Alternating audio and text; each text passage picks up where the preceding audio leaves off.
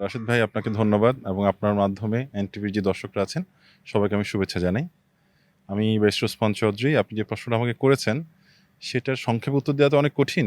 তারপর আমি বলি, আমার টার্গেট এরিয়াগুলো হচ্ছে সবার প্রথমে শিক্ষা খাত, এবং সেই শিক্ষা খাতটা শুরু হবে একদম সেই ছোট কচিকাঁচা যেই বাচ্চারা আছেন ওদেরকে দিয়ে। আমার ভালো একটা স্কুল প্রতিষ্ঠা করা, ভালো কলেজ প্রতিষ্ঠা করা, ভালো বিশ্ববিদ্যালয় প্রতিষ্ঠা করা, বিশ্বমানের মেডিকেল কলেজ প্রতিষ্ঠা করা, ইঞ্জিনিয়ারিং কলেজ প্রতিষ্ঠা করা, প্রতিটা জিনিসই আমার টার্গেট আছে। আমি চাই যে তরুণ প্রজন্ম, যদি শিক্ষিত প্রজন্ম আমরা দিতে পারি, তাহলে ওরাই শিক্ষিত সমাজ, একটা একটা গঠনমূলক, একটা আধুনিক সমাজ ব্যবস্থা এটা ওরাই সৃষ্টি করতে পারবে যদি প্রজন্মটা শিক্ষিত হয়।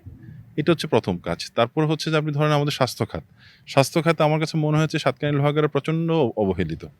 ভালো মানের কোনো বিশ্বমানের কোনো হসপিটাল এখানে নেই। যা সরকারি হসপিটাল আছে সেগুলো আসলে অপ্রতুল, সিট অপ্রতুল। ওদের সার্ভিসটাও আসলে বিশ্বমানের দেওয়ার কোনো সুযোগ নেই। কারণ সরকারের তো অনেক ধরনের সীমাবদ্ধতা থাকে। কিন্তু এই সীমাবদ্ধতাগুলো আসলে বেসরকারি খাতে নেই।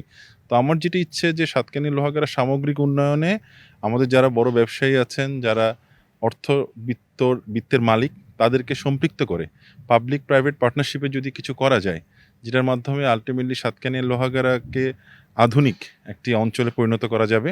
এই ধরনের সমস্ত বিষয়ে আমার কাজ করার ইচ্ছে আছে। যদি মহান আল্লাহ তাআলা আমাকে তৌফিক দান করেন, আমি সর্বোচ্চ চেষ্টা করব যাতে আমি সমাজকে কিছু দিয়ে যেতে পারি। কারণ আলহামদুলিল্লাহ অনেক কিছু পেয়েছি এই সমাজ থেকে, এখন দেওয়ার সময় এসছে। আমি চেষ্টা করব সমাজকে কিছু দেয়ার।